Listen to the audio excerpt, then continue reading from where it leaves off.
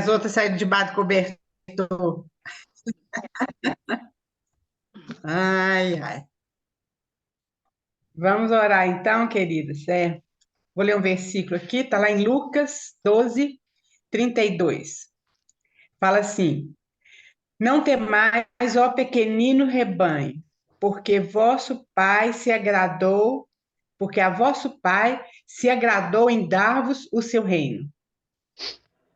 Lucas 12, 32.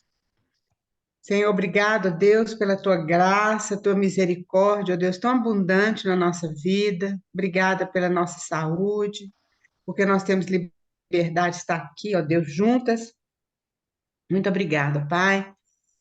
Obrigada por esse privilégio, Senhor. Nós te louvamos e colocamos a tua palavra, ó Deus, diante do Senhor mesmo, que o Senhor possa usá-la conforme o teu coração, que o Senhor possa falar ao nosso coração, ó Deus, que haja transformação na nossa vida, que haja um conhecimento mais profundo do Senhor, da tua graça, do teu amor.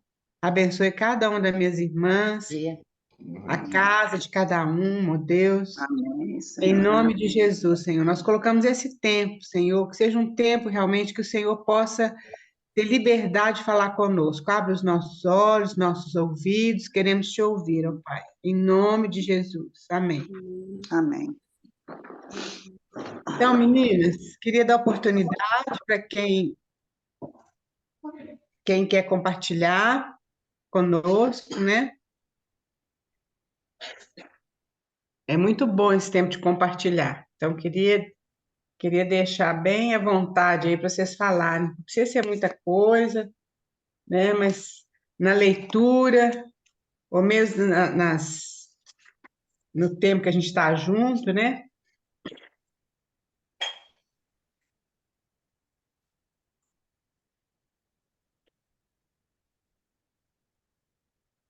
Valquíria, bom dia. A Alda também conseguiu entrar, que bom, Alda, bom dia. Dona Raquel, meninas, Ô, né? Lendo esses textos, né? Eu achei bem interessante. É melhor, interessante não. A gente tem a certeza que o Senhor vem, que Ele vai voltar, amém, né? E às vezes, aí eu fiquei lendo e refletindo, que a gente pensa assim, a gente ouve muitas pessoas falando assim, o Senhor está voltando, porque está acontecendo. Realmente, está acontecendo muitas coisas que evidenciam esse fim, né? E principalmente essa questão das pessoas se deliciarem dos seus próprios prazeres, tem muitas guerras, mas ainda, quando você lê aquilo ali, você vê que vai vir muito mais coisas. Vai ser uma coisa realmente insuportável, né? E ao final ele separa, né? Separa os seus. Então, assim, e deixa o recado: vigiai. Vigiai a todo momento, porque a gente não sabe a hora, não sabe o dia, mas uma coisa é certa, que ele vai voltar. E os seus os verão, e assim, no capítulo, acho que é no 23, 24, que ele fala, né, para a gente ficar esperto, porque vão ter enganadores, né? Então, que a gente esteja firmado mesmo no Senhor, que a gente tenha discernimento nele, para que a gente não seja confundido, e assim, que a gente não seja enganado e assim depois confundido, né, com os injustos. Então, assim, é um texto que traz, sim, uma advertência a nós, né, para que a gente esteja vigiando o tempo. Amém? é isso mesmo, Cláudia. É isso mesmo, Claudinho. Você falou isso, eu até lembrei daquele versículo que fala lá em Lucas, nós já lemos algumas vezes. Ele fala bem parecido, é Lucas e fala em Apocalipse também. Ele fala lá em Lucas 21, 34, ele fala assim: olha, acautelai-vos por vós mesmos, para que nunca vos suceda que o vosso coração fique sobrecarregado com as consequências da orgia, da embriaguez, das preocupações deste mundo, e para que aquele dia não venha sobre vós repentinamente como um laço, pois há de sobrevir a todos os que vivem sobre a face de toda a terra. Vigiai, pois, a todo tempo, orando para que possais escapar de todas essas coisas que têm de suceder e estar em pé na presença do Filho do Homem. Aqui ele está falando mesmo, é mais ou menos o mesmo discurso que ele fez lá em Mateus, né? Lá que a gente leu. Então ele fala que Jerusalém ia ser sitiada, ele fala da destruição do templo, ele fala do princípio das dores, né? É mais ou menos a mesma coisa. Fala da parábola da figueira, nós vamos ver, e fala da vinda do Filho do Homem. Então, só que Mateus é mais completo o discurso, né? Mas é dentro desse discurso que Jesus fala, então, para a gente ficar vigiando. E lá em Apocalipse 3:10 também é a mesma, ele fala a mesma coisa. Quer dizer que tem uma maneira da gente escapar. Foi isso que você falou aí, Cláudia. A gente está vigiando para estar em pé, né? Lá em Apocalipse 3:10 também ele fala, a igreja de Filadélfia. Porque guardaste a palavra da minha perseverança, também eu te guardarei da hora da provação, que há de vir sobre o mundo inteiro, para experimentar os que habitam sobre a terra. Então a gente sabe que isso aqui provavelmente é a grande tribulação, né? Então o Senhor aqui está nos ensinando a gente ficar livre disso aí, que Ele pode nos livrar disso, se a gente estiver atento. Realmente é algo muito sério, né? A gente tem que ver com muito temor mesmo isso. Que realmente Deus é um Deus de misericórdia, é um Deus de amor, mas Ele é um Deus justo também. E aí, então, a gente precisa ficar bem atento mesmo e ter muito temor. Queridos, a Elaine, alguém quer falar mais alguma coisa? Desculpa, eu queria dar oportunidade para quem quisesse repartir mais. Raquel, Sim. sobre isso também que a senhora leu agora, né? Em Mateus 24:13, fala assim: aquele, porém, que perseverar até o fim, esse será salvo. Mas essa salvação aqui não é a salvação nossa, né? Assim, porque isso aí é através do sangue de Jesus, né? Aí esse salvo aqui, um irmão falou que isso é liberto do mundo. O que perseverar vai ser liberto do mundo, né? E outra coisa, eu lendo aqui, é, é, Deus procura em nós serviço, né? Que a gente tem que obedecer o que Deus nos manda fazer, né? Que a gente tem um caráter cristão, que o Senhor cresça em nós, porque por nós mesmos a gente não consegue, né? A gente ouve tanto mundo falar da própria força, né? Ah, seu pensamento positivo, ou então você consegue. Não, a gente sabe que a gente não consegue, né? Que é só o Senhor em nós, né? Uma vez a senhora mesmo me falou, tia, assim, que a força da gente, a gente acha que a gente consegue. A gente consegue uma vez, consegue duas, consegue três, aí acabou. Se não Uhum. for o Senhor, a gente não é persistente, né? A gente não tem aquela força, né? E fidelidade ao Senhor, né? Ser fiel, né? Ah, Então, que a gente conheça a palavra de Deus para que a gente possa obedecer, né? E que a gente possa seguir o que o Senhor fala. Porque sem ler, como que a gente vai amar o Senhor se a gente não conhece, é. né? Então, eu acho que isso aqui fala tudo, né? Da gente, do caráter cristão, né? Para que a gente possa conseguir realmente perseverar no Senhor, né? Amém. É isso mesmo. Eu até ouvi um testemunho de uma irmã muito, muito assim, inserida nas coisas da igreja, né? Vamos dizer assim, do trabalho da igreja, muitas coisas, e ela aconteceu um problema com a filha dela. A filha dela resolveu dizer que ela era transexual. Nossa. E ela foi um choque muito grande para essa irmã. Ela não é, né, do Brasil, não. O testemunho que eu ouvi, ela, se não me engano, é americana. Um testemunho traduzido, né? E aí ela ficou muito chocada, ela e o esposo dela. Uma coisa horrível, né? A gente pode imaginar. Ela não esperava aquilo nunca. Mas aí ela E Deus começou a falar com ela. Ela foi para diante de Deus, falou, Senhor, mas eu faço isso, eu faço aquilo, criei meus filhos assim e tal. E Deus, então, ele começa a ministrar o coração dela, né? Fala assim, olha, mas não é isso que eu quero você, eu quero seu coração. Começou a mostrar para ela o tanto que ela estava só fazendo, né? E diz ela, o que é importante é isso que eu quero frisar, é que ela começou, então, a estudar a Bíblia 7 horas por dia.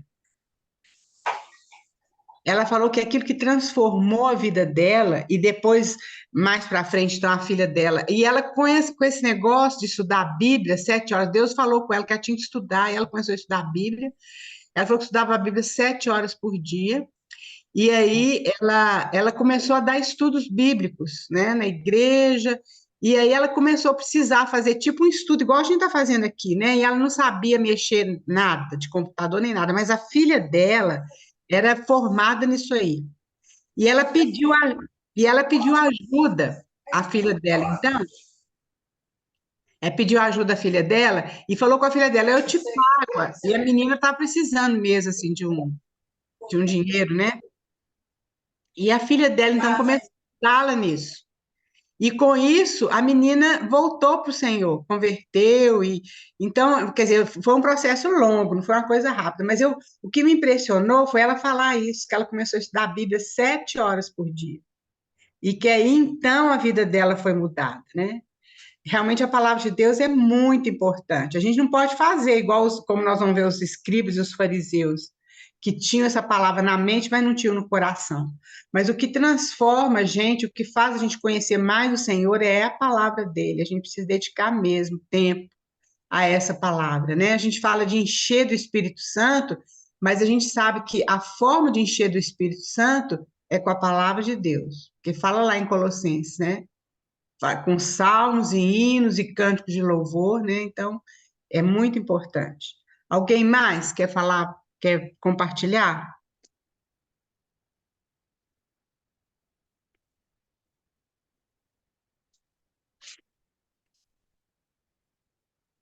Então, vamos, meninas.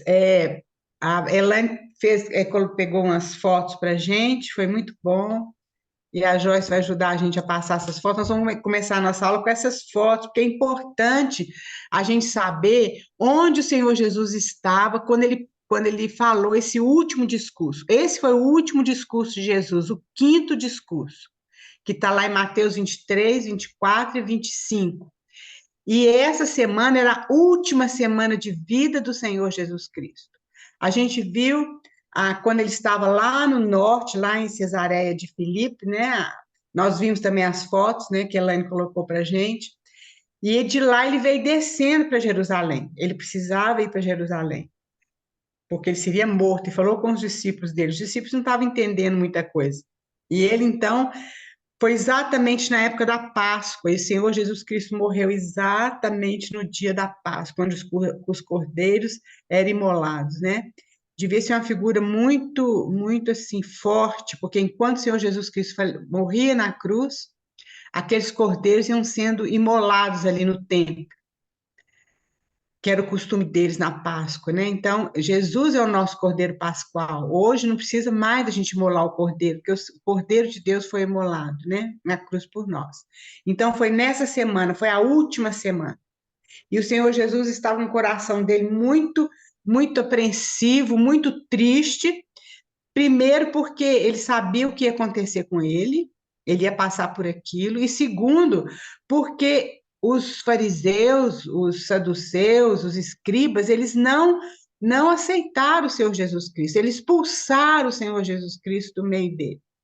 Então, o Senhor Jesus Cristo estava triste, muito triste por isso, porque esses ais que a gente vê que ele fala ali de advertência, são palavras muito duras, mas a gente vê quando aqui na frente, quando ele fala que ele lamenta sobre Jerusalém, aquilo eram palavras com amor. Ele não queria que fosse dessa forma, ele queria que aqueles homens tivessem voltado para ele, tivessem convertido, né? Mas não foi o que aconteceu, eles não quiseram. Então, o que nós vamos ver aqui é o seguinte: aqui é a parte geográfica, né? É o monte, presta atenção, o Monte das Oliveiras, está bem aqui do lado direito. Entre o Monte das Oliveiras e o Monte Moriá, essa figurinha que está aí é a Dome de Roc, é onde está hoje está vamos dizer assim, o templo muçulmano, não é templo não, como é que a gente fala, gente? A mesquita muçulmana, exatamente no lugar onde era o templo, aqui no Monte Moriá.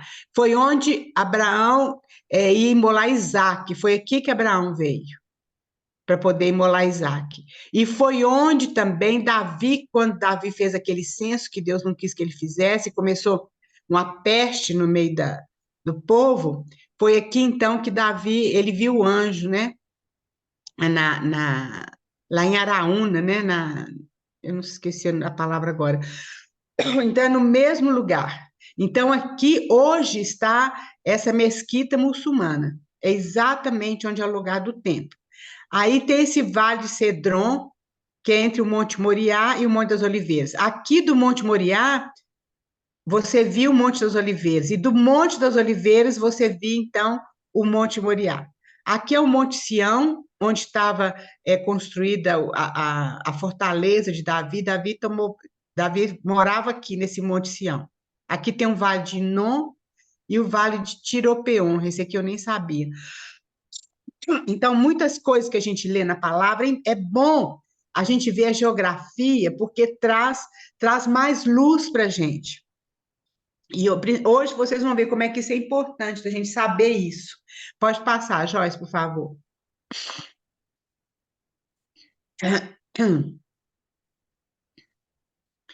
Aqui, então, é a construção do templo. Esse templo aqui, queridos, não é o templo que Salomão construiu, porque vocês lembram que lá na época de Daniel, aquele templo foi totalmente destruído pela Babilônia. Totalmente. Jerusalém, eles colocaram fogo em Jerusalém, e aí aquele templo, então, ele foi totalmente destruído pelo exército babilônico, né? E o povo foi para o cativeiro, ficou lá, isso no Antigo Testamento. E depois de 70 anos, eles voltam e reconstroem o templo, mas era um templo bem mais simples. Esse templo aqui foi Herodes. Herodes o Grande, que começou a construir um pouco antes de Jesus nascer. Então, ele fez um templo muito mais suntuoso do que na época de Salomão. Quer dizer, mais suntuoso em alguns aspectos, né? Era maior, etc. Mas me parece que no de Salomão tinha mais riquezas. Só que tem um detalhe aqui: a arca da aliança, aquela arca que tinha os querubins, ela não estava mais ali no templo. Aquela arca tinha desaparecido. Ela não estava mais no Santo dos Santos, ela ficava lá no Santo dos Santos, né?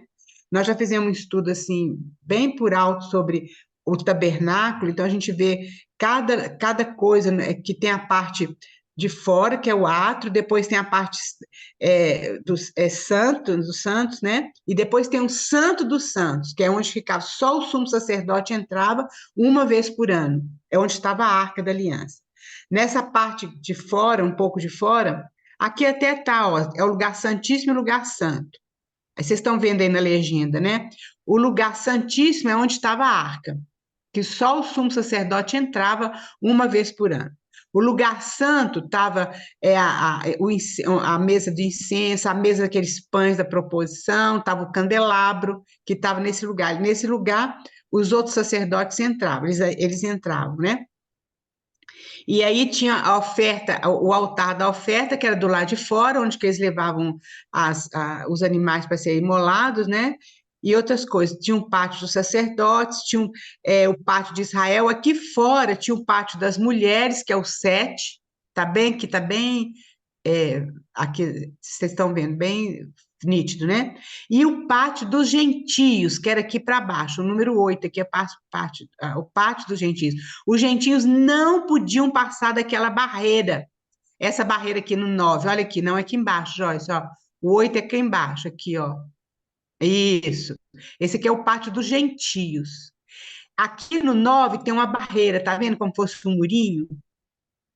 Lembra quando fala que Jesus ele acabou com essa barreira de separação, porque os gentios não podiam passar aqui para dentro. Mas hoje nós temos acesso, né, até no lugar santíssimo. Louvado seja Deus por isso, porque o Senhor Jesus quebrou esse muro de separação. Então, algumas coisas são importantes para a gente saber, né? Tem um pórtico de Salomão, que é o número 11 aqui, ó, esse grandão aqui, é o pórtico de Salomão. Então, aqui do pórtico de Salomão, foi a única coisa que ficou realmente do primeiro templo. Jesus pregava muito aqui, ó. E tem também do lugar, tem um lugar que tem uma escada, eu acho que esse lugar que tem essa escadaria aqui grande, é onde os rabinos ficavam, chamavam lugar os degraus dos rabinos, é de onde eles ensinavam, os rabinos ficavam sentados nesses degraus e os alunos em volta. Então, quando Jesus estava falando esse último discurso, ele estava sentado exatamente nesse lugar. E desse lugar ele viu as pessoas viam um monte das oliveiras, né? Aí nós vamos ver, porque você vai guardando isso na cabeça. Então, isso aqui é do tempo. Pode passar, Joyce, por favor. Isso aí vai ficar nos slides seus aí, depois vocês podem olhar com mais atenção. Isso aqui é Jerusalém de hoje, mas o que a gente vê? Com essa cúpula dourada é exatamente onde era o templo de Salomão. Tá vendo? Hoje está essa mesquita lá. Mas um dia o templo vai ser reconstruído aqui, porque o Senhor Jesus Cristo, quando ele colocar os pés no Monte das Oliveiras, ele vai descer o Vale de Cedron. Então, o Monte das Oliveiras está aqui, ó, tá para cá, tá na nossa frente aqui, ó, o Monte das Oliveiras. Tem um muro aqui, que é o Muro das Lamentações hoje. Esse primeiro muro que a gente vê aqui é o Muro das Lamentações, é o que ficou também do Templo de Salomão. Chama Muro das Lamentações. E para cá, então, tem o Monte das Oliveiras. Vocês podem ver que tem alguns túmulos por aqui. Depois nós vamos falar sobre isso. Pode passar, Jóia, por favor. Está dando para entender, gente? Aqui, ó. Aqui já é focando o Monte das Oliveiras. Na época de Jesus, tinham muitas oliveiras ali. E vocês veem esse tanto de pedrinha branca, são de túmulos. Por quê? Porque os judeus, eles sabiam que o Messias viria, iria ia colocar seus pés no Monte das Oliveiras e eles seriam ressuscitados. Então, aquelas pessoas, é caro esse lugar aqui, é muito caro para você comprar um túmulo ali. Então, aqueles que tinham muito dinheiro compravam o túmulo ali porque eles acham que eles iam ser os primeiros a serem ressuscitados. É interessante isso, meninas, para a gente saber. Tanto os judeus, quanto os muçulmanos, quanto os cristãos, todos creem na volta do Messias, quer dizer, para os judeus é que o Messias vem, né? Não é a volta, para nós é a volta. E que ele vai pisar no Monte das Oliveiras. Olha que coisa interessante. Nós vamos ver isso aqui mais para frente um pouquinho. Então, isso aqui são os túmulos, tá vendo? Jesus aqui do templo, ele via o Monte das Oliveiras e via aqueles túmulos. Por isso que ele fala com os fariseus, vocês são sepulcros caiados. Porque na época da Páscoa, eles iam lá e pintavam os sepulcros todos, né, para ficar tudo bonitinho, porque eles criam que o Messias viria nessa época. Mas aí Jesus fala, vocês são sepulcros caiados, que por fora tá bonitinho, mas por dentro vocês estão cheios de podridão, né? Pode passar, Joyce, por favor.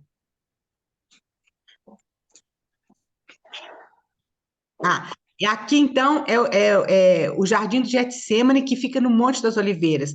Essas oliveiras aqui, queridas, essa foto é atual, não é da época de Jesus, né? Claro, que é uma foto.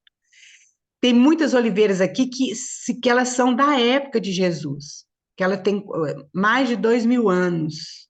É interessante a gente ver isso, é muito lindo saber que ali no Getsemane, que o Getsemane ficava ali no Monte das Oliveiras, no sopé do Monte das Oliveiras, que existem ainda oliveiras que eram da época do Senhor Jesus, né? É muito lindo, elas são muito lindas, o tronco muito grosso, né? Elas são muito lindas. Pode passar, Joyce, por favor. Então, daqui nós estamos vendo, olha, os túmulos, aqui bem no início da foto, né? Os túmulos lá no Monte das Oliveiras, depois tinha um Vale de Cedron, depois subia, nós vamos ver o muro lá de Jerusalém, também que o muro que também cercava o templo naquela época, e onde está Dom de Roque, onde era o templo, né? Não é bem, eu acho que o nome de lá não é Dom de Roque, Dom de Roque fica em frente àquela aquela cúpula ali, né? Aquela mesquita ali. Mas são duas mesquitas que tem exatamente onde era o templo. E lá dentro, queridos, está escrito assim, tem uma pedra que está escrito assim, aqui foi onde Abraão imolou seu filho Ismael, porque isso aqui é dos muçulmanos. Essa parte aqui de Jerusalém, esse monte do templo pertence aos muçulmanos. Isso é muito interessante também, outra história que depois a gente pode saber, né? Mas essa parte que pertence aos muçulmanos. Então, isso aí, nós não sabemos como vai acontecer, mas vai acontecer. O templo vai ser construído nesse lugar, onde estão essas mesquitas. E já foi oferecido para os muçulmanos, já foi oferecido vários lugares para eles construírem, né? Como tem em Meca, tem outros lugares, para construir em outro lugar, mas eles nunca aceitaram. Eles tomam conta dessa parte aí, se bem que quem faz a guarda desse lugar são soldados judeus. É muito interessante isso. Então, vocês estão vendo aqui o túmulo, estão vendo o muro, presta bem atenção. Pode passar, Joyce, por favor. Isso, aí é outra vista também das oliveiras, o sopé do Monte das Oliveiras, os túmulos lá atrás, né? Eu acho que é isso mesmo. Vista para o Monte das Oliveiras, é isso mesmo. Pode passar, Joyce, por favor. Ah, bom. Nós chegamos então, olha bem. Aqui já é o muro, tá vendo, Jerusalém? E tem essa porta aqui que chama Portão Dourado. Esse portão é o único portão que está fechado. Eu estou falando isso porque eu creio que vocês sabem toda essa história, só estou recordando, né? Esse portão é o único portão antigo fechado ali nesse muro de Jerusalém. Todos os outros foram abertos. Esse aqui está fechado. Por quê? Porque fala que o Messias ele vai pousar os pés no Monte das Oliveiras, vai descer o Vale de Cedron e vai entrar no templo através desse portão. Então, os muçulmanos não deixaram abrir esse portão, veja bem. Aqui na frente desse portão tem um monte de túmulo, os túmulos dos muçulmanos, porque eles não querem que o Messias entre por aqui, porque eles sabem que os judeus não podem tocar em morto, que eles ficam contaminados. Então, esse portão continua fechado até hoje. Lembra aquele salmo que fala assim: levantai, ó portas, as vossas cabeças, levantai-vos, ó portais eternos, para que entre o Rei da Glória. Quem é esse Rei da Glória? O Senhor dos Exércitos. Ele é o Rei da Glória. Ele, então, esse Senhor dos Exércitos vai entrar por esse portão. É esse portão aqui que está falando aquele salmo. Levantai, ó portas, as vossas cabeças. Quer dizer, levantai os portões, né? Então, isso aqui é uma coisa impressionante, porque embora os muçulmanos e os judeus também não creem no Senhor Jesus, mas eles sabem que o Messias, ele vai entrar por aqui. E aí os muçulmanos fizeram esse tanto de túmulo aqui na frente, que era para evitar que o Messias entrasse por esse portão. Pode passar, Joyce, por favor. Não sei se tem mais. Isso aqui, se não me engano, é a maquete que tem hoje lá. Não é, ela? Raquel, Oi. Raquel, só uma pergunta aqui. A senhora falou que quem vigia aquela mesquita são judeus? É, Soldados judeus? quando você precisa subir naquele monte para chegar onde estão as mesquitas, onde era o templo, né? Antigamente. Então, para você entrar ali, os soldados que ficam lá em volta são todos judeus. É muito interessante isso, Elaine. Eles não entram lá, porque para eles lá está contaminado. Se bem que hoje, lá em Jerusalém, em Israel, 70% ou mais, talvez a gente pode dizer 90%, eles são ateus. Eles não creem, são pouquíssimos Uhum. que creem que são aqueles ortodoxos, né, que tem aqueles cachos, aquelas coisas pretas, são pouquíssimos. E tem também os judeus convertidos, que são judeus messiânicos. Lá tem uma igreja muito maravilhosa mesmo, que crê no Senhor Jesus Cristo, são nossos irmãos, né? Mas é uma minoria pequena. Mas a maioria lá, eles não creem, eles não sabem nada da história dele, a maioria, infelizmente. Mas são os judeus que fazem esse cerco lá em volta. Você passa pelos guardas judeus. Eles pedem seus documentos. Na época que a gente foi, era assim. Eu não sei se continua, mas eu creio que sim. E isso é muito interessante, gente. Eu não sei se eu estou fazendo mais confusão na cabeça suas. Por quê? Olha bem, nós vamos ver isso hoje. Que Jerusalém ela foi totalmente destruída, que o Senhor Jesus Cristo profetizou isso, os outros profetas tinham profetizado, e os judeus foram espalhados pelo mundo. Foram espalhados pelo mundo no ano mais ou menos 70, que Jerusalém foi 70 depois de Cristo, foi totalmente destruída, e também para frente eles foram espalhados pelo mundo. Mas nós sabemos que pelo menos que eu saiba, é a única nação que o fulano é brasileiro, mas ele é judeu. O fulano é americano, mas ele é judeu. Vocês já ouviram isso?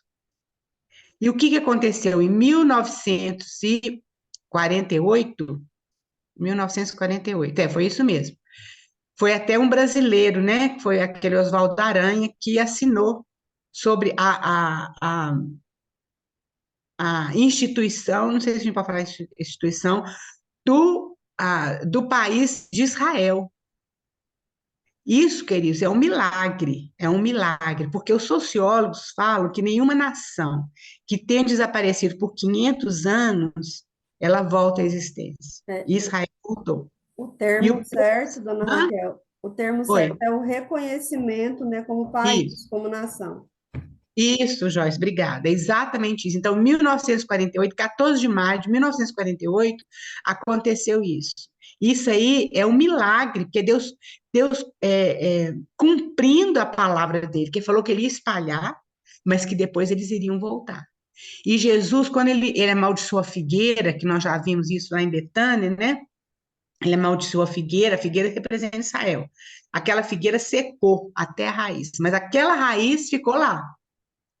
E aí Jesus fala assim, olha, quando os discípulos perguntam, quando que essas coisas vão acontecer? Então ele fala, olha, quando a figueira começar a brotar e dar os seus ramos, né? Aí você sabe que está perto a vinda do Filho do Homem. Então essa figueira começou a brotar em 1948. Depois disso, os judeus foram para lá, né? Mas mais ou menos eu não sei a data certa, 1960 e pouco, né? Uns 20 anos depois, não sei, teve uma guerra chamada Guerra dos 6 Dias. Existem até livros, talvez vocês sabem, alguém de vocês sabe mais isso que eu. E nesses 6 dias, o povo de Israel, o povo de Deus, não tinha arma, não tinha nada, não tinha um exército montado, não tinha nada. E eles reconquistaram Jerusalém da mão dos árabes. Foi uma guerra, assim, sobrenatural. Foi tanto sobrenatural que os próprios soldados falavam, eles não sabiam de onde saiu, tinha uns soldados imensos, altos, eu sei que é uma coisa assim, foi Moshe Dayan, vocês já ouviram falar sobre Moshe Dayan? Acho que se procurar isso na internet a gente acha. E eles conquistaram Jerusalém nesses 6 dias, só que aquele espaço que estava ali, as mesquitas que já estavam construídas, o Moshe Dayan não conquistou, ele podia ter conquistado, mas ele não conquistou. Eu não sei por que não aconteceu isso, mas ele não conquistou. Mas nesses 6 dias, Jerusalém voltou para a mão dos judeus. Lá é uma mistura hoje que tem. Mora judeu, mora árabe, mora palestino. Você sabe que é aquela briga. Mas eles conquistaram Jerusalém nessa guerra. E tem um livro que conta sobre essa guerra, e a pessoa falando como que foi uma coisa assim sobrenatural que aconteceu mesmo, né? E hoje nós sabemos que um dos exércitos mais bem aí, a Joyce está colocando a data aí para nós. Foi isso mesmo, Joyce. Certinho. De 5 a 10 de junho de 1967. Hoje, um dos exércitos mais bem equipados e mais treinados é o exército de Israel. Tanto, gente, que muitas guerras dos Estados Unidos, que a gente ouve falar só dos Estados Unidos, quem está por trás é o exército de Israel. Então, eles são muito bem equipados, eles têm...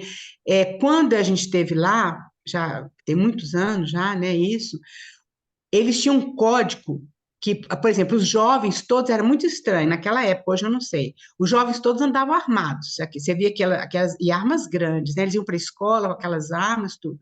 E eles têm um sinal que se começar qualquer invasão, qualquer coisa, eles recebem esse sinal e cada um sabe onde que eles precisam ir para poder defender, né, a cidade. Então é isso aí, são alguns detalhes só para a gente ver que o Senhor ele cumpre as promessas dele. A gente pensa assim, gente, mas é impossível. Mas para o Senhor nada é impossível. Aqui então, queridos, é uma maquete. Hoje a gente chega lá, tá vendo as pessoas lá atrás? É a maquete de como era o templo na época de Herodes, que foi a época de Jesus, e que foi todo destruído também. Pode passar, Joyce, eu não sei se tem mais alguma foto. Aí a mesma coisa, né? Aqui é o pátio das mulheres, depois entra no lugar santo, depois lá no Santíssimo, né? Isso é tudo na maquete hoje. Pode passar, Joyce, por favor. Aí vai mostrar mais de pertinho o portão dourado, né? É exatamente esse portão aí. A gente vê os túmulos dos muçulmanos aqui embaixo. Pode passar. Isso aqui nada vai deter o Senhor, porque a morte não detém o Senhor, né? Eu fico pensando toda vez que eu vou assim no enterro, alguma coisa, eu fico pensando, gente, o poder de Deus é uma coisa tremenda, né? Porque quem que vence a morte, né? Mas o Senhor venceu a morte. E essa é a nossa esperança. Aqui mostrando de novo, né? A maquete era tudo de ouro, isso aí realmente era de ouro puro, e as pedras eram pedras imensas, toneladas, né? Por isso que os discípulos falaram com Jesus: olha a construção desse templo, era uma coisa admirável mesmo. A gente nem sabe como eles carregaram essas pedras, falaram pedras imensas, né? Pode passar, Joyce, por favor. Aí, de novo, mesma coisa, vista de outro ângulo, eu não sei, mas eu acredito que Jesus estava nessa escadaria aqui. Quando Jesus foi tentado, fala que ele estava no pináculo do templo, o pináculo é aquele lá no fundo, tá vendo? Um lugar mais alto no muro lá. Era um precipício muito grande, como se fosse um precipício de 10 andares. A história fala que Tiago, o Tiago, que era irmão de Jesus, não sei se foi o Tiago, irmão de Jesus, foi o Tiago, irmão de Jesus, ele foi morto assim, se precipitaram ele lá do pináculo ali do templo. Vocês estão vendo onde está o pináculo? Era o pináculo do templo ali. Pode passar, Joyce, por favor. Isso. Aqui, então, é o mapa de Jerusalém, né? Tem o Monte das Oliveiras, a gente está vendo o templo aqui, o Vale de Cedron aqui embaixo, várias coisas aqui, né? Que para nós hoje é mais importante. Esse aqui é o templo, o Monte das Oliveiras e o Vale de Cedron. E Betânia estava aqui, perto aqui do Monte das Oliveiras, que Jesus sempre, nessa última semana, ele não ficava em Jerusalém, ele ia para Betânia, ele não tinha lugar lá em Jerusalém. Aqui a Joyce falando, nesses dias, Israel derrotou o Egito, a Síria e a Jordânia, além de culpar, é exatamente isso, foi uma coisa assim, foi milagre de Deus mesmo. É muito interessante isso, queridos, quando a gente começa. Por isso que é importante a gente ver a história também, a geografia, para ajudar a gente. Eu acho que essa é a última foto, né? Tia Raquel, Oi, tia meu bem. Raquel, esse número 12 aí, Ah, eu estava lendo, parece que é aí que é caminho para Betânia. exatamente isso. É isso mesmo, Elaine. É isso mesmo. Eu sabia que estava por aqui, mas não sabia que era esse É, 12, não. Isso, tá então. no último slide fala, mas fala em inglês, né? Ah, Eu nós tive somos todo que mundo bom no inglês aqui. traduzir. É, tá bom, Elaine. Elaine, muito obrigada. Isso aqui eu acredito que nos ajudou muito. Para mim, me ajudou muito. Né? Me A gente tem ajudou que ter hoje, viu, visão. tia? Me Hã? ajudou foi hoje com a aula. É, Então, muito então, bom. acho que terminou aqui, meninas, essa parte. Vamos entrar lá nos nossos slides, a gente ainda tem um pouquinho de tempo. Aí, ó, Ana Raquel, ela introduziu. Oi, meu bem, pode falar. a entrada do templo, ela era voltada para o Monte das Oliveiras ou para aquela parte de construções? E agora você me apertou aqui. Se a gente voltar lá nos slides, a gente vê, mas eu acho que era para o Monte das Oliveiras, sim. É a entrada? É sim.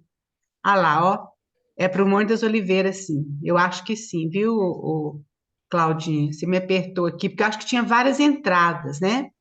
Eu falo aquela da Porta Dourada, né? Do Ah, Portão tá. Dourado. A Porta Dourada, ela pertencia ao muro, né? Mas é Sim, voltada para o Monte das Oliveiras, sim. Ela pertencia mais ao muro que rodeava o templo, né?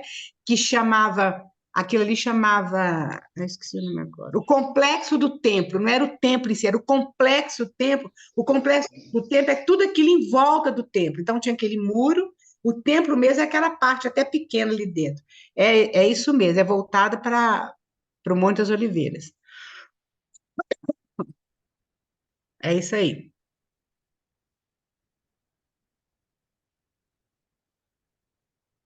É isso aí, isso. Então vamos lá. É o quinto discurso, é o último discurso aqui em Mateus, mas eu queria que a gente depois fizesse lá em João, que foi aquilo, as palavras de Jesus para os discípulos, para os apóstolos, né? Então, esse é o último discurso, Senhor Jesus. Vamos aqui até onde a gente conseguir, não tem problema, a gente não está com pressa. Se vocês quiserem fazer pergunta, se eu não souber responder, a gente pode perguntar para outras pessoas que sabem direitinho, ou consultar mesmo, a gente consegue saber, né? O Mateus 23, o Senhor dirige principalmente aos escribas e fariseus.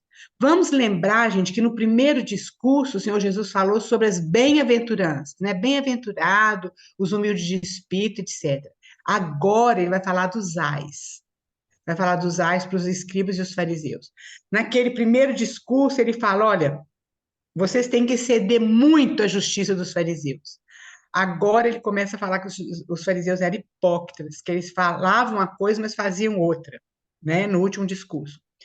Então, nesse discurso, então, o Senhor refere aos fariseus como hipócritas. Hipócritas é aquela pessoa que fazia um teatro, colocava uma máscara e fazia um papel que não era ele próprio, né? Ele imitava uma pessoa. Então, hipocrisia significa isso, né? Então, Jesus fala de uma maneira muito forte que eles eram hipócritas, né? E os judeus e os fariseus estavam ouvindo aquilo que Jesus falava. Quando Jesus está. Vamos lembrar que esse discurso, essa primeira parte do discurso, capítulo 23, o Senhor Jesus Cristo estava sentado naquela escadaria do templo. E dali, então, ele via aqueles sepulcros, igual eu falei, né? E aí ele fala com eles que eram sepulcros caiados, que por fora estava bonito, mas por dentro era cheio de podridão. Eles eram os eruditos da Escritura. Eles eram a nata do judaísmo. Eles inventaram essa religião chamada judaísmo, que não tinha nada a ver com aquilo que Deus tinha colocado, proposto ali nas leis de Moisés. Tanto que Jesus, ele muitas vezes ele faz questão, se a gente pode dizer assim, de comer sem lavar as mãos, de andar com os pecadores, de comer com os pecadores, de tocar nos leprosos, porque os judeus, eles tinham, os escribas, eles fizeram tantas leis em cima das leis de Moisés, eram mais de 300 e tantas, não sei. Por isso que Jesus fala, se vocês estão cansados, venham até mim. Porque as pessoas estavam cansadas, eles não conseguiam cumprir tudo aquilo que os escribas colocaram. Os fariseus viviam só para cumprir o que os escribas colocaram. E os fariseus, então, eles colocavam aqueles filactérios, né, na beirada da roupa deles, para todo mundo ver. Eles queriam que todo mundo visse que eles oravam muito bem, que eles faziam muito bem. E Jesus, por isso Jesus fala, olha, vai para o seu quarto, ora. Não é que seja errado a gente orar nas praças, Jesus não falou isso, mas ele falou a intenção do coração que era errado. Agora, queridos, a gente fica olhando muito para os fariseus, eu estava pensando isso, a gente precisa ter muito temor, porque muitas vezes nós somos muito parecidos com eles, pelo menos eu. Então a gente vê como que eles conheciam a palavra, mas muitas vezes a gente faz normas e leis que a gente mesmo não cumpre, né? Então a gente precisa ter muito, muito temor, foi aquilo que a Claudinha falou no início. Jesus falou mesmo, Jesus não, acho que foi Paulo que falou, né? Aquele que foi Paulo. Aquele que está em pé, veja que não cai. Porque às vezes a gente pensa, não, eu oro tantas vezes, eu estudo a Bíblia tantas horas, eu vou nos cultos todos. Não que isso seja errado, isso é ótimo, precisa acontecer, sim. Mas isso, às vezes, muita religiosidade, e a nossa vida não é transformada. Então, nós encontramos 8 ais, provavelmente o Senhor estava eu já falei, no complexo do templo do monte, lá no Monte Moriá, e dali dava para ver o Monte das Oliveiras. E o Senhor estava sentado em escadaria que dava acesso ao pátio dos gentios. Era chamada escadaria dos rabinos, onde eles se assentavam para ensinar. Então, o Senhor Jesus era um mestre, estava sentado ali ensinando para os discípulos, e devia ter muitas pessoas ao redor dele, inclusive os fariseus, os escribas e os saduceus, né? Pode passar, Joyce, por favor. Depois dali, aí os discípulos falam com Jesus, falam. Jesus chora, né, Alice? Jerusalém, Jerusalém. Então a gente vê que é um lamento de Jesus. Isso aqui foi escrito em forma poética, né? uma poesia nos moldes hebraicos, né? Quando Jesus chora. Jerusalém, Jerusalém, que mata os profetas e apredejos que te foram enviados. Quantas vezes quis eu reunir teus filhos como a galinha junto seus pintinhos, debaixo das asas, e vocês não quiseram. Então, o Senhor Jesus estava lamentando ele ter ficado ali esse tanto de tempo ensinando, não é? E ele falou, por exemplo, olha, que a rainha de Sabá veio de longe para ver a sabedoria de Salomão, para ouvir e ver, e ela ficou como fora de si quando ela viu. E Jesus fala, eis aqui quem é maior que Salomão. Mas os escribas, os fariseus, eles não deram atenção a isso, eles não creram, eles eram tão ensimesmados, né, que eles não creram. Por isso que Jesus fala que a gente precisa vigiar para a gente não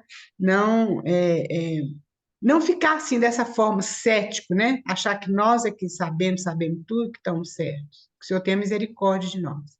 Então o Senhor chorou sobre Jerusalém. É muito interessante, meninas, porque eu estava lendo o livro de Jeremias e é muito semelhante, que Jeremias, quando tem aquele que fala Lamentações de Jeremias, ele falou muito com o povo, gente, arrepende, arrepende, porque Deus vai mandar um castigo muito grande, vocês estão adorando ídolos, arrepende, mas o povo estava vivendo uma vida muito boa, eles prenderam Jeremias, eles jogaram Jeremias no buraco, porque Jeremias só profetizava isso, que Jerusalém ia ser invadida, que eles iam ser levados cativos, que só essas coisas, mas se eles se arrependessem, Deus ia arrepender de mandar aquele castigo, mas eles não se arrependeram. E aí, então, quando Jeremias estava naquele livro de Lamentações de Jeremias, que nós vimos também que é um livro poético, só tem esse lugar, e lá no Provérbios 31, que fala da mulher virtuosa, que é escrito em acróstico, o Salmo 119, que é escrito em acróstico, né? E aí, então, ele estava ali, como fosse no Monte do Calvário, né? Ele estava vendo Jerusalém pegando fogo, e ele então lamentava, ele chorava. E aqui então a gente vê Jesus da mesma forma, sabendo que Jerusalém ia ser destruída, que tudo ia ser destruído, então ele chorava, é como fosse o Jeremias, né? Jeremias, inclusive, é chamado profeta chorão. Ele chorava muito por causa dessa destruição, né, de Jerusalém, do templo. Não do templo em si, queridos, físico, a gente precisa entender disso, mas é porque o templo e Jerusalém é o testemunho de Deus aqui na terra. E os judeus, eles falharam nisso aí. Eles falharam nisso aí. Então, nesses últimos dias, antes da sua crucificação, era uma semana que estava faltando para a crucificação do Senhor. Embora o Senhor estivesse visitando a sua própria casa, que era o templo, ele não podia repousar, ele não tinha lugar de descanso ali, porque ninguém o recebia naquele lugar. Ele tinha que ir para Betânia. Foi a Elaine até compartilhou conosco na última sexta-feira sobre o coração de Marta, Maria e Lázaro. Ele ia lá para a casa deles, que era o lugar que abraçava o Senhor, é o lugar que recebia o Senhor. Então ele saía de Jerusalém e ia para Betânia, por aquele caminho que a gente viu ali, né? Foi mostrado na foto. Era onde ele encontrava repouso. Vocês lembram quando ele tinha 12 anos, lá em Lucas, que ele ficou lá no templo e os pais dele passaram 3 dias procurando ele, e ele fala assim, não sabias que me cumpria estar na casa de meu pai? Naquela época ele fala, na casa do meu pai. Peraí, gente, deixa eu desligar esse telefone do Paulinho aqui, só um minutinho.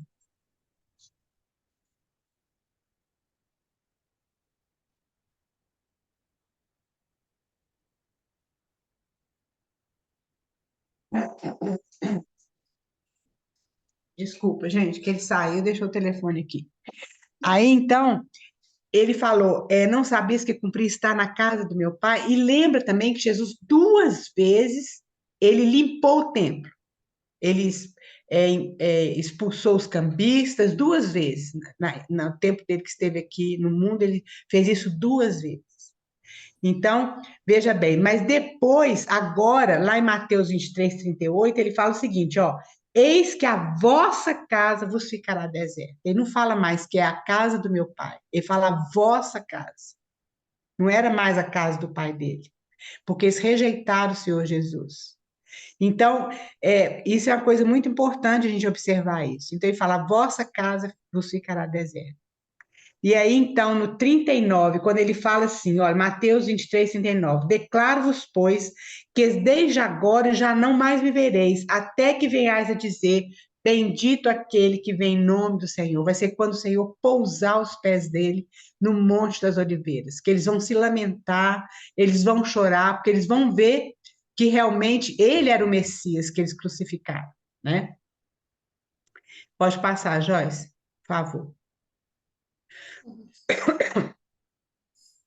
E aí, no Mateus, nós não vamos entrar em detalhes aqui, não, porque a gente não tem tempo, e que são as profecias, né? Esse Mateus 24 e 25 é a interpretação do Senhor Jesus do tempo do fim, do Apocalipse, a gente pode dizer assim. Para a gente estudar esse Mateus 24 e 25, a gente precisa estudar Daniel, as profecias de Daniel, e precisamos estudar Apocalipse e estudar Mateus 24 e 25. Aí nós vamos passar mais ou menos por cima, foi mais ou menos aqui que a Claudinha falou também. E aí, então, o Senhor Jesus. Ou alguém quer falar aí? Vamos passar, então, rapidamente por isso aqui. Depois, a gente, se vocês quiserem, a gente pode entrar com mais detalhe. Mas aqui a gente só tem uns minutinhos só. Jesus, então, sai dali, fala aqui, olha, tendo Jesus saído do templo, 24:1, ia se retirando quando se aproximaram dele seus discípulos para lhe mostrar as construções do templo. Aí Jesus, eles mostraram as construções, né? Aí Jesus falou: olha, vocês estão vendo essas pedras? Em verdade vos digo que não ficará pedra sobre pedra que não seja derribada. Isso aconteceu assim, literalmente, quando a Roma invadiu ali Jerusalém. No ano 70, o general Tito invadiu Jerusalém e foi um negócio muito terrível, a gente vai ver. Bom, antes disso, vamos ver isso aqui, depois a gente vê. Quando eles fizeram 3 perguntas. Quando ocorrerá isso? Lá no Mateus 24, 3, olha. Aí Jesus já estava no Monte das Oliveiras. No Monte das Oliveiras, Jesus então desceu do templo, passou pelo Vale Cedron e foi para o Monte das Oliveiras. Achava-se Jesus assentado, quando se aproximaram dele os discípulos, em particular, então ele fala isso aqui para os discípulos, e lhe pediram, dize-nos, quando sucederão essas coisas e que sinal haverá da tua vinda e da consumação do século? São 3 perguntas que eles fazem e o Senhor Jesus responde essas 3 perguntas. Pode passar, Joyce, não sei se tem mais. Acho que tem mais um. Esse é o final. Então, isso aqui, só para a gente ver de uma maneira bem por cima, quando Jesus fala que essa casa ficará deserta e que o templo ia ser destruído, né, todo, não ia ficar pedra sobre pedra, e isso aconteceu literalmente. No ano 70, o general Tito, romano, ele foi invadir Jerusalém. E o que aconteceu? Era a época da Páscoa, e o exército romano tinha cercado Jerusalém. Só que os judeus que estavam de fora, eles pensavam assim, não, Jerusalém nunca vai ser destruída, porque o templo de Deus está lá. Deus não vai deixar aquilo ser destruído. Veja bem a religiosidade desse povo. E eles foram para Jerusalém, embora soubesse que estava sendo cercada. E Tito, ele fica admirado com aquilo. O que ele fala? Ele manda abrir os portões e deixar o povo entrar. Mas os discípulos, os cristãos, eles lembraram que Jesus falou o seguinte: olha, vocês vão ler. Quem leu aí vai ver que quando vocês verem essas coisas acontecendo, vocês fujam, fujam.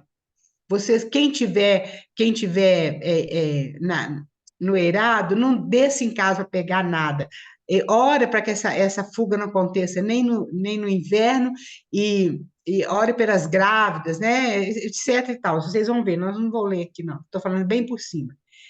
Então, queridos, olha bem, a história fala que nenhum cristão morreu, porque todos que entraram ali morreram, menos os cristãos.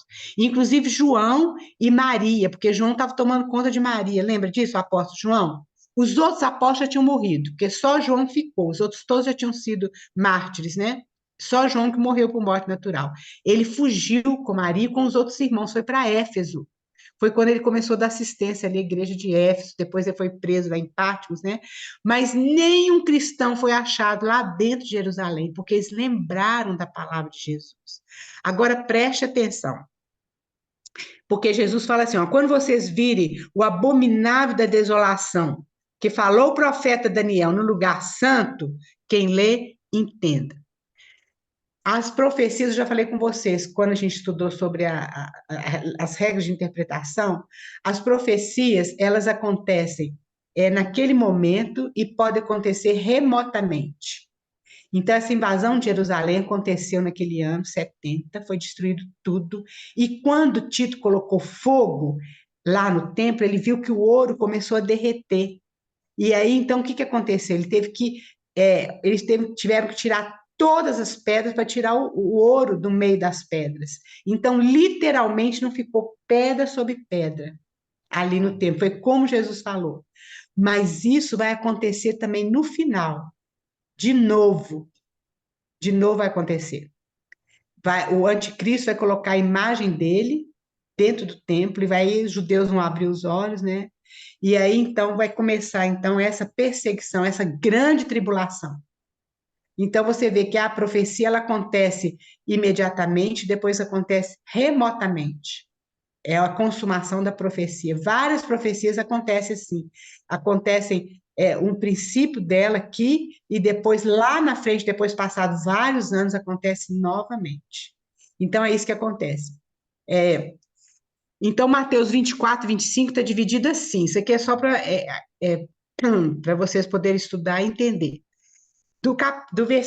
Mateus 24, do versículo 4 até o 31, está relacionado aos judeus. É tudo literal, porque os judeus, eles são um povo terreno de Deus. Então, tudo que está aqui é literal. Quando Jesus fala que para não acontecer no inverno, quando ele fala, todas essas coisas aqui, tudo é literal. Aí, no Mateus 24, 32 até ao 30, está relacionado à igreja. Então, isso aí é espiritual, porque nós somos os filhos espirituais. Isso é a maneira de interpretar, é uma lei de interpretação. Então, os eruditos, os estudiosos, os teólogos, eles interpretam dessa forma, certo? Então, aqui para a igreja. Tanto que nessa parte da igreja está a parábola das 10 virgens e a parábola dos talentos. As virgens são todas virgens. Então, quando a gente fala ali, eu não sei se foi quem falou hoje, por exemplo, na questão da gente ficar firme, ficar atento, porque a salvação, nós temos a salvação, nós não perdemos a salvação. Tem alguns irmãos que creem que a gente perde a salvação, mas a salvação nós não perdemos, querida. A salvação nos foi dada de graça.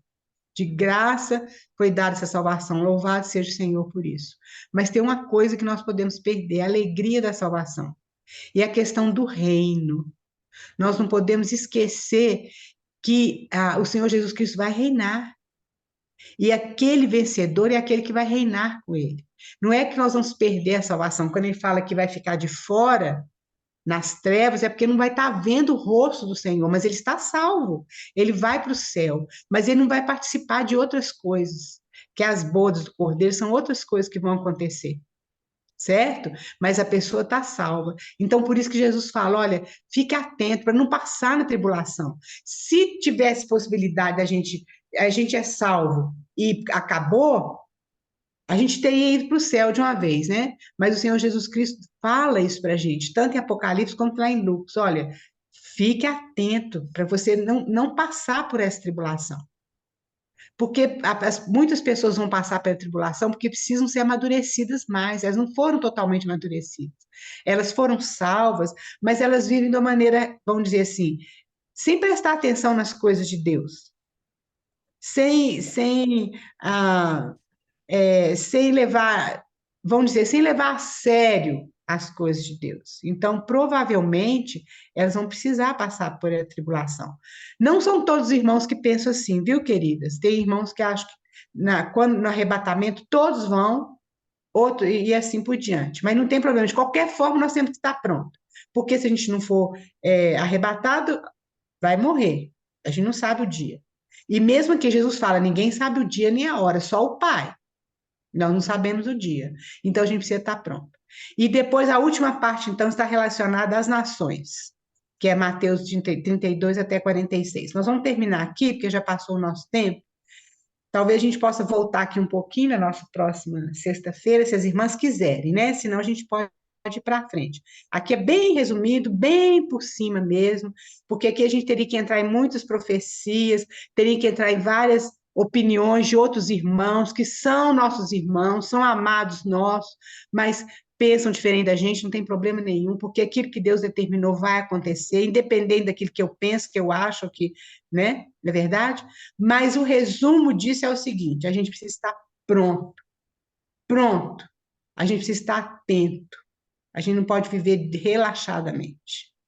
Então, esse aí é o resumo de tudo. Queridos, eu acho que por hoje é isso. Eu penso que as irmãs devem ter muita pergunta para fazer, ou eu não sei nem se eu dou conta de responder.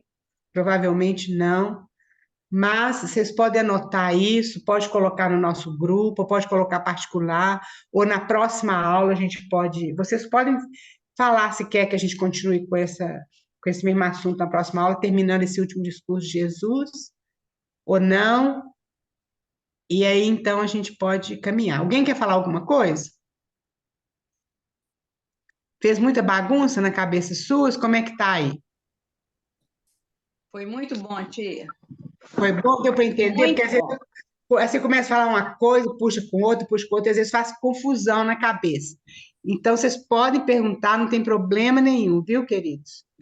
E nós Eu perguntamos para os universitários.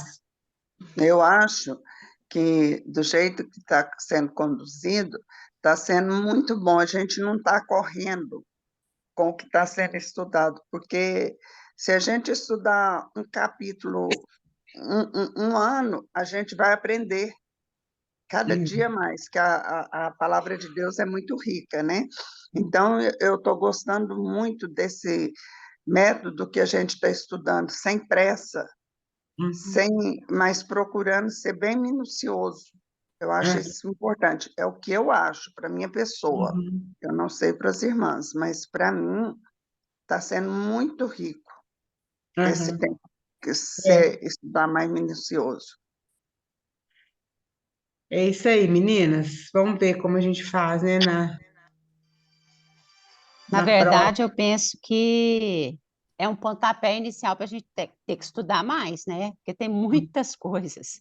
Então, hoje foi assim, para mim foi muito bom essa parte histórica, que você começa a entender algumas coisas, né?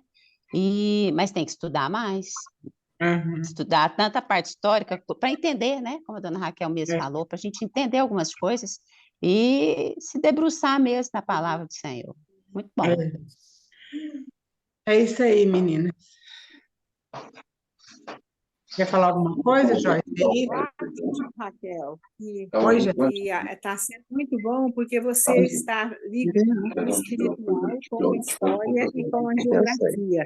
Então, a gente está vendo um pano de fundo muito bonito, muito bem explicado, e a parte espiritual, então, nem se fala. Então, assim, está sendo muito, muito bom mesmo, pelo menos para mim. É. Pelo menos para mim.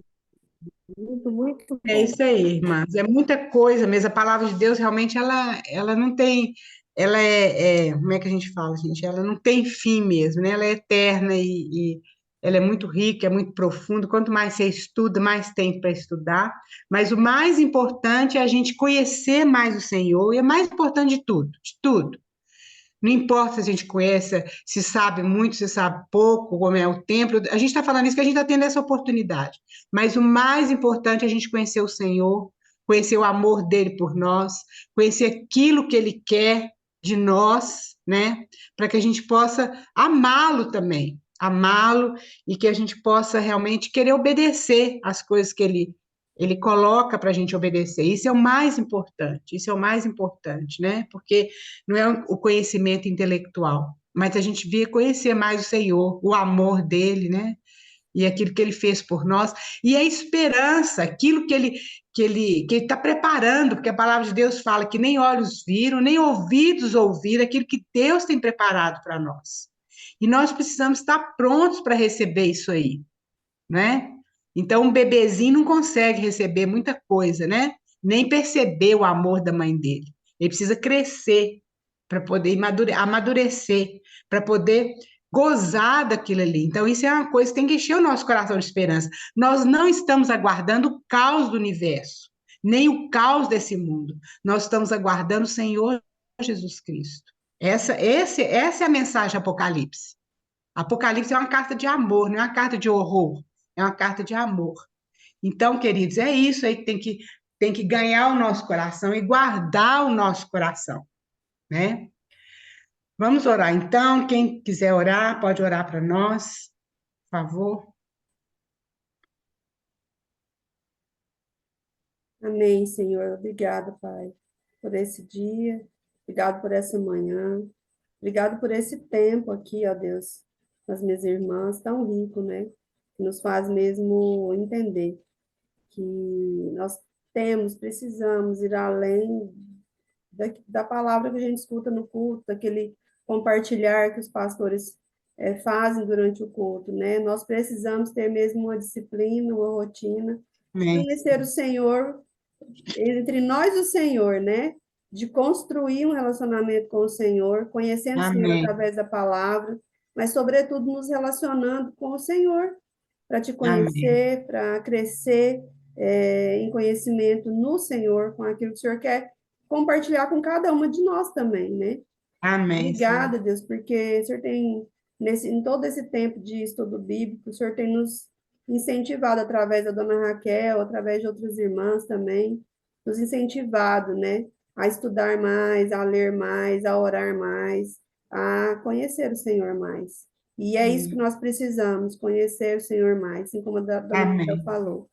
Então, nós te agradecemos por esse tempo, pedimos mesmo que tudo que foi compartilhado aqui tenha lugar, né, no nosso coração, no nosso espírito, na nossa mente, e que isso Amém. faça brotar, né, frutos, que isso nos incentive, que isso nos inquiete, né, para aprender mais. O Senhor possa retribuir a dona Raquel todo o empenho, toda a disposição dela mesmo de compartilhar aquilo que o Senhor derramou sobre ela com a gente.